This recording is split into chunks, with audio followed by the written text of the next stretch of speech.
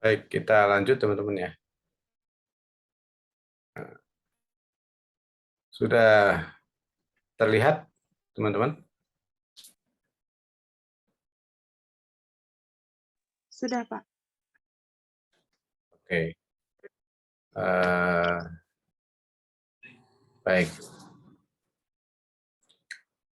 Nah, di sini kita akan melihat juga ada mudoror wa diror. Ya. Apa itu? Tidak boleh mencelakakan diri sendiri maupun orang lain. Jadi prinsip lilin itu kalau dalam Islam itu tidak sesuai, teman-teman. Lilin kan banyak orang mengatakan jadilah seperti lilin. Ia rela hancur, ia rela terbakar demi sekelilingnya diterangi, gitu kan?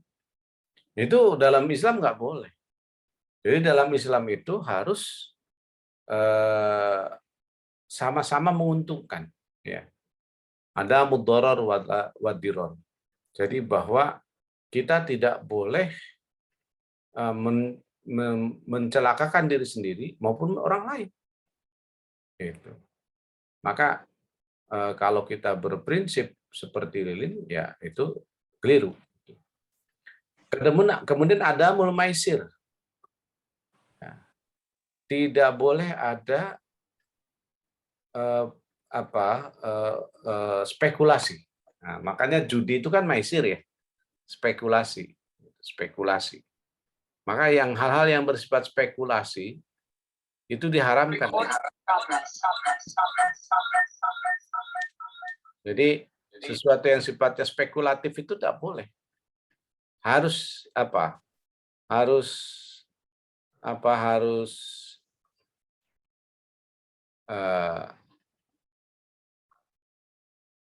bentar.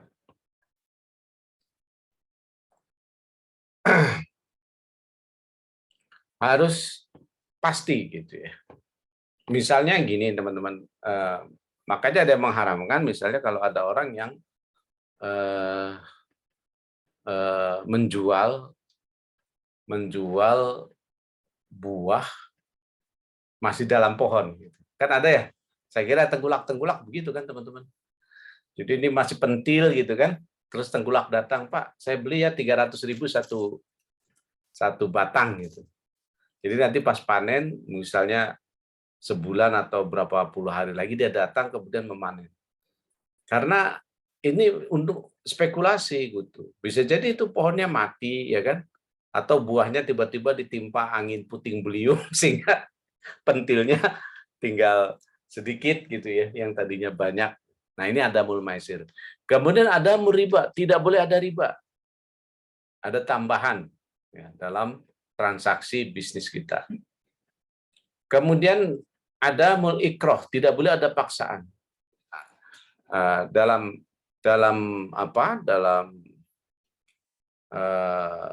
muamalah itu prinsipnya apa? Antarodin, yakni saling rela. Gitu. Ya. Kemudian ada mul israf. Apa itu? Tidak ada israf itu berlebih-lebihan. Jadi dalam muamalah tidak boleh berlebih-lebihan.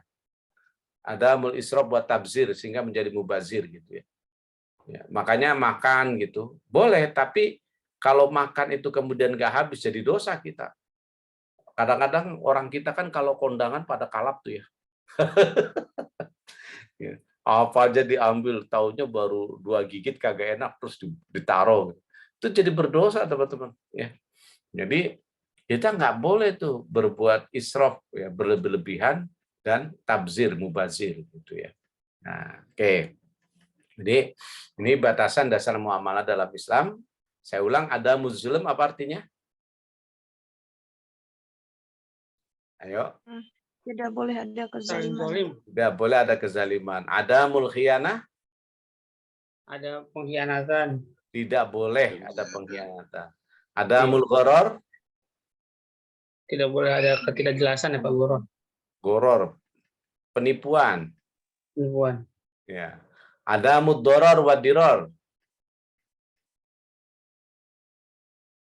Apa? Ada mudoror wa dirar. Tidak diri boleh sendiri dan orang lain. mencelakakan atau memadorotkan diri sendiri maupun orang lain. Ada maisir.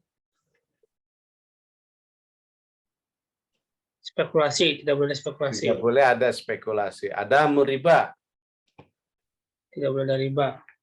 Tidak boleh. Ada mul ikroh. Tidak boleh ada paksaan. Tidak boleh ada paksaan. Ada mul israf wa tabzir. Tidak boleh berlebihan dan mubazir. Tidak boleh berlebih-lebihan dan pemubazir. Mubazir. Baik, sekarang kita akan lihat maqasidus syariah. Saya akan coba ke sini ya. Sorry.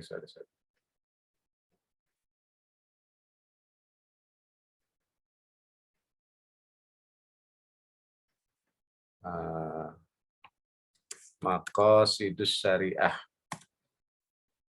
Yang gambarnya aja deh. Nah,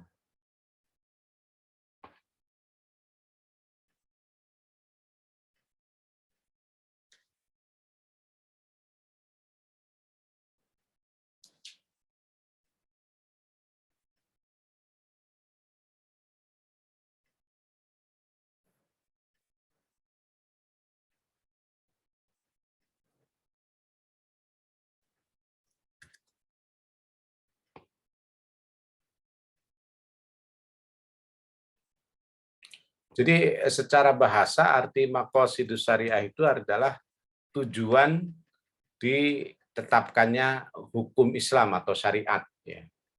Itu secara bahasa. Nah, untuk apa tujuannya itu? Nah ini teman-teman ya. Jadi dalam maqasidus syariah tujuannya adalah yang pertama agar apa? Agar adanya kebaikan, tahsiniyat. Adanya kebaikan untuk menjaga. Apa yang harus dijaga? Misalnya yang pertama tentu saja diturunkannya aturan atau syariat dalam Islam itu adalah untuk menjaga agama. Untuk menjaga agama. Oleh karena itu, maka dalam rangka menjaga agama, ya kita harus melakukan beragam hal. Ya.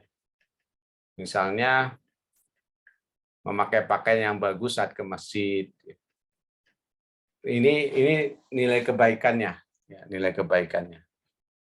Sebentar saya carikan yang lebih dasar ini, ternyata sudah tambahannya.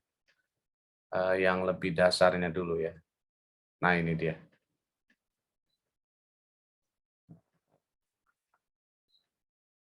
Nah, ini dia.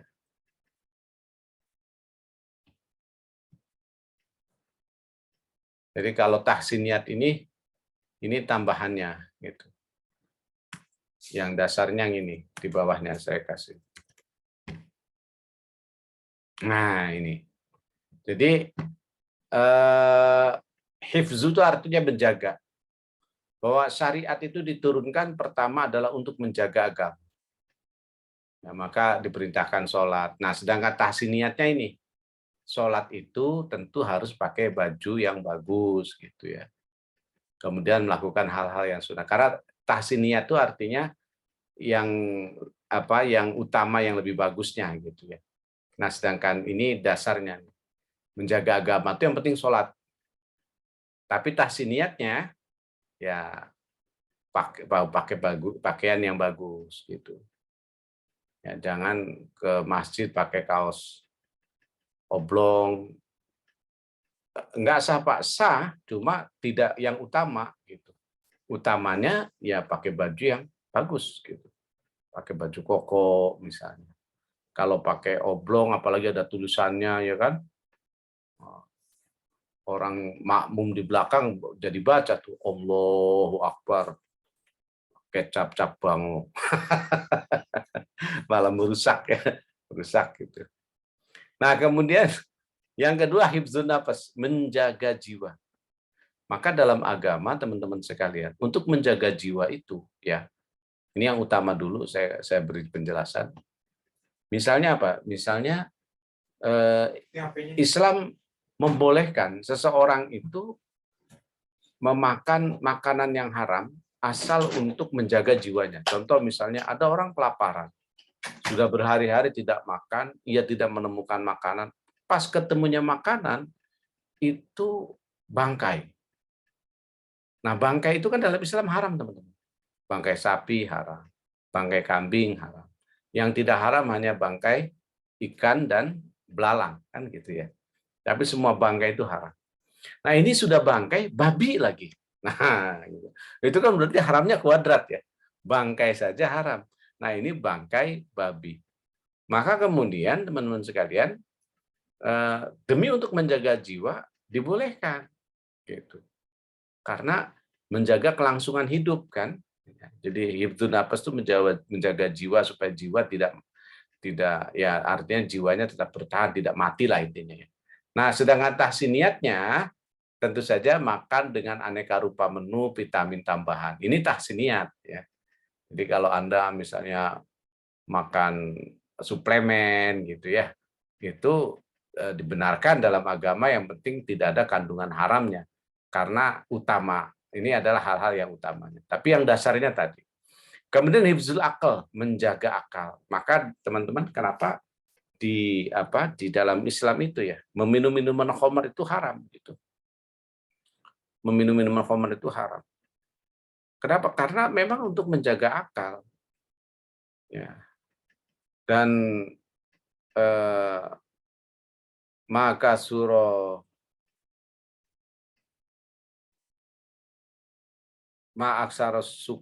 maka surah haramun faqalilu haramun. Yang banyaknya haram, sedikitnya juga haram. Jadi jangan begini. Kan cuma satu seloki, Pak. Masa haram sih? Enggak, tetap haram walaupun cuma satu seloki, 1/4 seloki. Kenapa? Karena memang teman-teman sekalian, ini kan untuk menjaga akal. Karena gini, tidak ada pemabuk itu yang langsung menjadi pemabuk. Dia menjadi pemabuk karena apa? Karena memang dimulai dari sedikit demi sedikit. Gitu. Walaupun bapak ibunya pemabuk, saya yakin ia tidak akan mengkader anaknya menjadi pemabuk. Misalnya emaknya tukang mabuk gitu. Pas anaknya nangis mulu, dia bilang, udah tong, diem tong, kita mabuk bareng aja. Nggak ada. Kalau anaknya pasti dikasih apa? Dikasih susu, gitu ya, dikasih vitamin. Ya. Ini nggak bakalan itu anaknya dikasih mabuk. Nah ini, kemudian tahsiniatnya bagaimana? Yaitu misalnya melanjutkan pendidikan ke jenjang yang lebih tinggi, ya. Kelengkapan belajar dengan fasilitas komputer. Nah, ini untuk apa? Tentu saja untuk memelihara akal. Jadi Anda adalah termasuk orang-orang yang hifzul akal nih. Ya. Tapi yang sifatnya utama, tahsiniat. Kalau yang menjaga menjaga dasarnya kan tadi misalnya jangan sampai akal kita rusak. Ya, misalnya karena mabuk, narkoba, ya. Atau film-film porno, ya. Itu juga ternyata dalam penelitian itu merusak sel-sel otak kita ketika misalnya seseorang sering nonton film-film porno. Nah, kemudian hifdzun nasl, menjaga keturunan. Ya. Pernikahan dengan resepsi walimah. Nah, ini yang utamanya. Tapi kalau ininya utamanya apa ya? Cuma menikah saja. Menikah dikawal udah sah itu. Ya. Tapi utamanya tahsiniatnya ya kita melakukan resepsi gitu ya. Nah, wah kalau nggak ada resepsi nggak bagus Pak. Iya, jadi bagus ada resepsi. Tapi utamanya yang penting ada akad nikah gitu ya. Itu utamanya. Kemudian hifzul mal, menjaga harta. Nah, untuk menjaga harta teman-teman sekalian, kita bahkan ketika misalnya kita mati dalam menjaga harta kita, itu dikatakan sebagai jihad juga. Tapi kan orang banyak biasanya gini, ya sudahlah harta bisa dicari, kalau kamu mau ambil. Ya. Tapi kalaupun misalnya wah pokoknya duel deh. Sampai kemudian yang punya harta itu mati, itu termasuk jihad. Ya. Jadi semua ini adalah bagian dari jihad. Dan ini adalah merupakan tujuan diturunkannya syariah. Jadi tujuan diturunkannya syariah yaitu untuk menjaga agama, ya, menjaga jiwa, menjaga akal, menjaga keturunan, kemudian menjaga apa hifdzul mal tadi? Menjaga, Harta, Pak. harta. Ya. Pak, Nah, tapi ini kayaknya filenya beda ya, Pak. Share screen-nya, Pak. kenapa? Share screen ini masih tabel silabus, Pak. Oh, astagfirullah. Kenapa Anda nggak bilang? Ah, Nah, udah oke, mau, Pak. udah mau selesai. Nih, hifzuddin, hifdzun nafas, hifdzul akal, hifdzun nasal, hifdzul mal. Nah, menjaga agama, menjaga apa nih hifdzun nafas? Ayo. Jiwa, Pak. Jiwa, hifdzul akal menjaga akal. Akal. Hifdzun nasal Turunan. keturunan, hifdzul mal Menjaga harta. menjaga harta. Nah, yang tahsiniatnya bagaimana? Tahsiniatnya menjaga harta itu misalnya larangan menjual barang najis, ya, membeli di atas tawaran orang lain. Ya. Ini nggak boleh tahsiniatnya. Kalau ada orang menawar. Tapi kan Pak, di kita ada lelang, Pak. Lelang itu kan selalu nawarnya lebih tinggi ya. Tinggi, Pak. Nah, bagaimana dengan seperti itu? Nah, kalau memang itu sudah menjadi kelaziman dan saling ridho semua orang, ya itu dipersilakan. Yang penting tadi tidak ada unsur goror penipuan, tidak ada unsur doror dan diror, ya kan? Nah, bisa jadi kan orang nawar tinggi, taunya temennya memang disetting, itu kan penipuan namanya kan? Sehingga orang, waduh, kok dia nawarnya tinggi ya? Gitu. Wah, saya nggak mau kalah deh, misalnya. Nah, itu namanya goror. Tapi kan nggak tahu Pak orang lain, ya orang nggak tahu. Tapi Allah Maha tahu. Kan dalam muamalah tadi kita bertanggung jawab tidak hanya kepada manusia, tetapi juga bertanggung jawab kepada Allah Subhanahu wa taala gitu. Nah, ini jadi teman-teman ya. Jadi ada tahsin niat yang ini itu dalam tahsin niat jadi menjaga agama kalau yang utamanya yang penting sholat, tapi tahsin niatnya memakai pakaian yang bagus saat ke masjid ya. Kemudian tidak hanya sholat fardu, tapi juga sholat sunnah. Bahkan melakukan hal-hal yang sunnah. Contohnya, misalnya ketika duduk di masjid, kita baca Quran, ya kan? Kemudian iktikaf, gitu. Kemudian zikir, ya. Nah, itu. Kemudian menjaga jiwa. Nah, menjaga jiwa, yang utamanya apa? Pokoknya kita jangan sampai jiwa kita itu mati, ruh kita nggak ada saat kita meninggalkan dunia ini. Sehingga Islam memberikan kebolehan kepada kita bahkan memakan binatang yang haram sekalipun, gitu ya. Bahkan bukan cuma binatang haram, tapi udah haram binatangnya, sudah jadi bangkai pula, gitu. Nah, itu dibolehkan. Ya. Nah, ini menjaga utama, tapi tahsin niat itu yang utamanya ya, yaitu tadi makan dengan aneka rupa menu, vitamin, ya, kemudian melengkapi dengan buah-buahan dan seterusnya. Gitu. Kemudian hifzul akal, menjaga akal. Nah, menjaga akal itu teman-teman sekalian, ya tadi jangan sampai akal kita rusak. Misalnya kita menghindarkan diri dari minuman keras, ya kan, narkoba, gitu. Kemudian pornografi, gitu.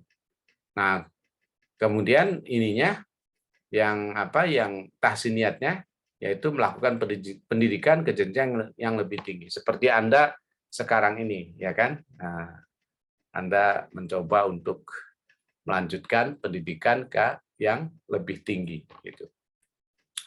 Kemudian hifzul mal, ya. Tadi yang utamanya apa Pak? Yang utamanya kita menjaga harta kita, misalnya dari perampok dan lain sebagainya.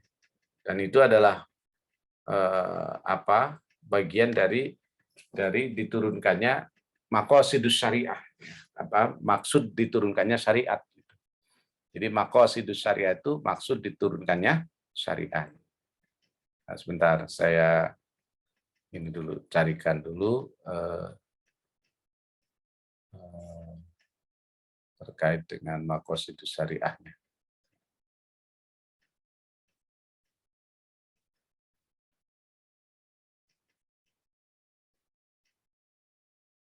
Nah,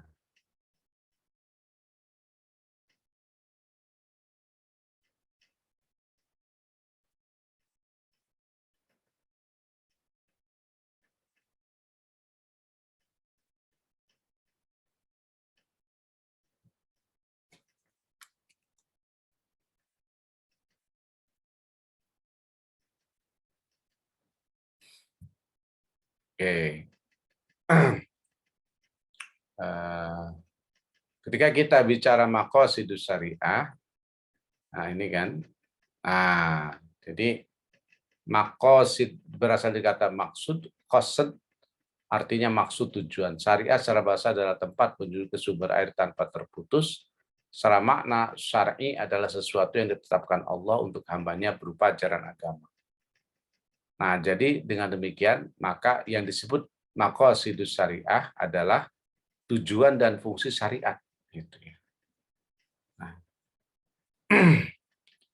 jadi maqasidus syariah secara sederhana dapat diartikan tujuan diturunkannya syariat. Apa sih tujuannya diturunkan syariat? Ini ada 5 nih.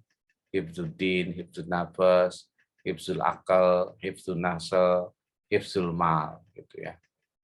Nah, hifdzul nasl yaitu supaya keturunan atau kehormatan kita al-arad ya, itu terjaga. Maka diadakanlah pernikahan. Nah, tentu yang utamanya nikah ya. Yang utamanya. Tapi tahsiniyat ini yang lebih utamanya, yang ini yang pokok ya, yang pokoknya menikah gitu.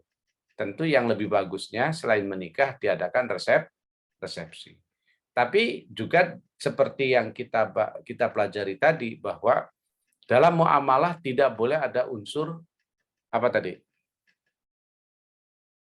Ayo. Dalam resepsi ini tidak boleh ada unsur apa kira-kira? Ayo. Dalam muamalah tidak boleh ada unsur Berlebihan ya, Pak. pinter, Hanin. Tidak boleh ada unsur apa tadi? Tabzir, israf dan tabzir. Mentang-mentang orang kaya gitu.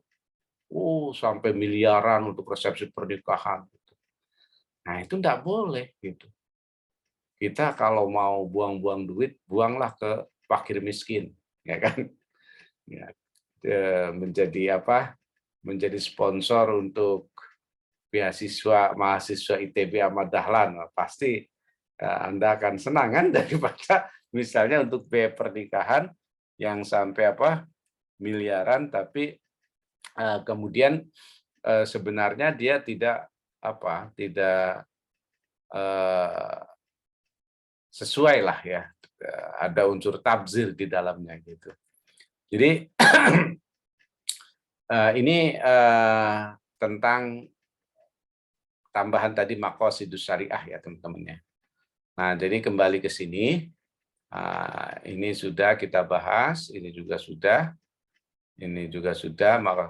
Nah, prinsip hidup muamalah Muhammadiyah sebenarnya ya sama saja seperti yang tadi di PPT kita jelaskan.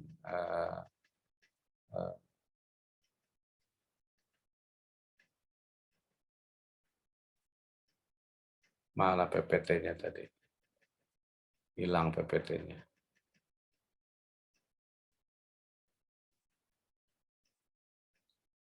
Sebentar.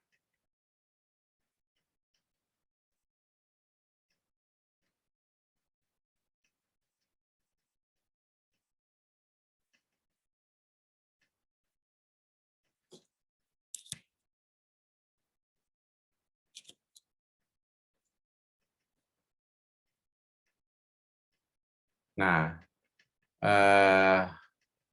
di PPT tadi saya akan share kembali ya PPT-nya.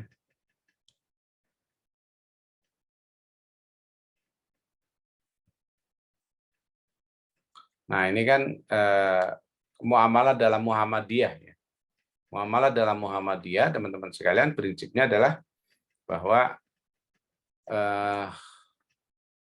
ajaran Islam di Muhammadiyah itu tadi akidah, ibadah, akhlak, muamalah. Nah, kemudian dalam muamalah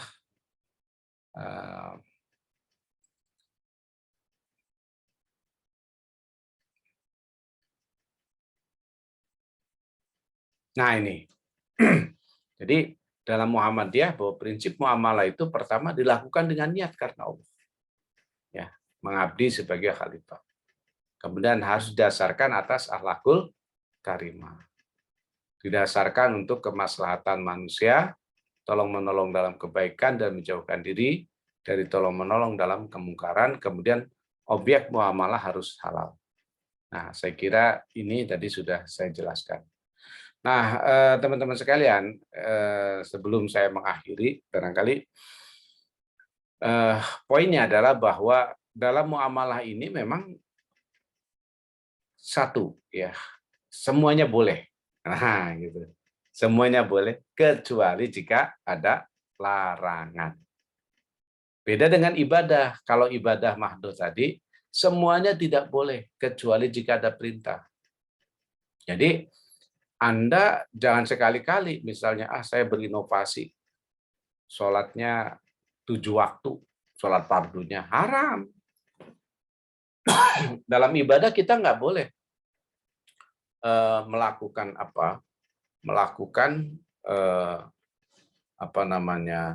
tambahan-tambahan gitu ya, inovasi-inovasi. Dalam ibadah tentu kita harus sesuai dengan tuntunan, ya, dengan syariat yang telah diberikan oleh Allah dan Rasul. Nah, itu yang pertama. Yang kedua, bahwa muamalah ini walaupun ya, sifatnya keduniawian, tetapi dia adalah ibadah. Nah, jadi tidur itu ibadah, teman-teman. Makan ibadah. Masuk WC ibadah nggak? Ibadah juga. Tapi tadi awali sebelumnya dengan doa. Ya. Minimal baca bismillah. Ya. Minimal itu. Gitu. Baca bismillahirrahmanirrahim. Tapi kalau nggak baca bismillah nggak bernilai ibadah. Ya. Itu. Oke, teman-teman, kalau ada yang mau bertanya, saya persilahkan. Sebelum saya tutup.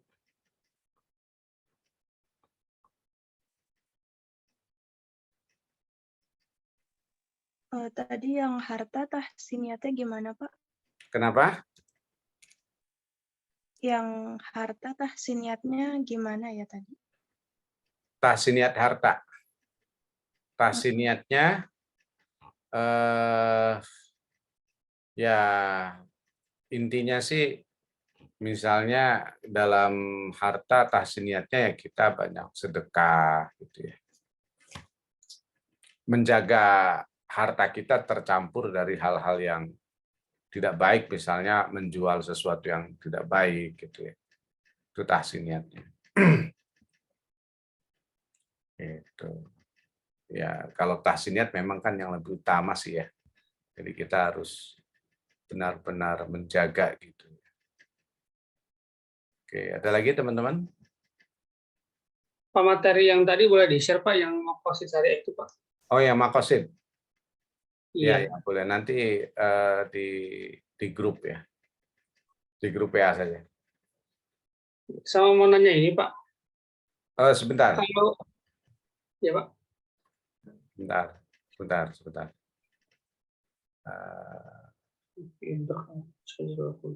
Ya, nanya gimana?